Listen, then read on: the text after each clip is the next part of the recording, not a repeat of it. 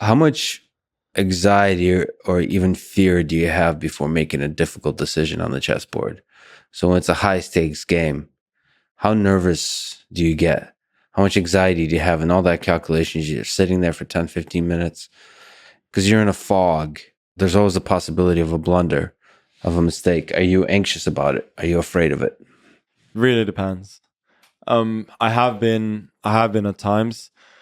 I think the most nervous I ever been was game 10 of the World Championships in 2018. I know that was just a thrilling game. I was black.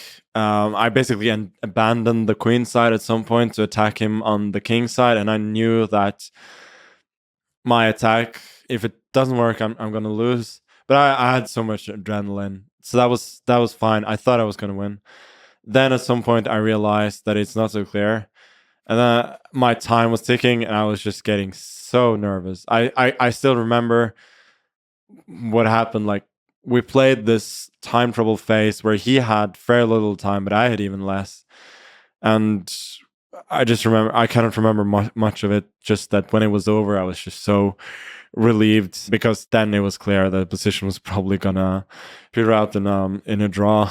Otherwise, I'm often nervous before games, but when I get there, it's all business. And especially when I'm playing well, I'm never afraid of losing when I play, because I trust my instincts. I trust my skills. How much psychological intimidation is there from you to the other person, from the other person to you? I think people would play a lot better if they played against an anonymous me. I would love to. Or people are scared of you in general? I would love to have a tournament online where, let's say, you play 10 of the best players in the world, and for each round, you don't know who you're playing. That's an interesting question. Like there's these like videos where people eat McDonald's or Burger King or Diet Coke versus Diet Pepsi. Would people be able to tell they're playing you, like from the style of play, do you think? Or from the strength of play? If there was a decent sample size, sure. And what about you? Would you be able to tell others in like top just 10? one game? Very unlikely. What sample size would you need to tell accurately? I feel like it's a science Yeah, I think 20 games would help a lot per person. Yeah. But I know that they've already developed AI bots that are pretty good at recognizing somebody's style. Okay, which is quite fascinating. And it'd be fascinating if those bots were able to summarize the style somehow. Maybe great attacking chess, like some of the same characteristics you've been describing, like great at short line calculations, all that kind of stuff. Yeah.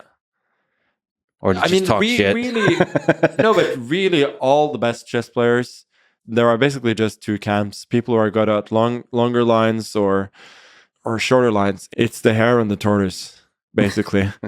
And sometimes, I feel like I'm the closest you can get to a hybrid of those.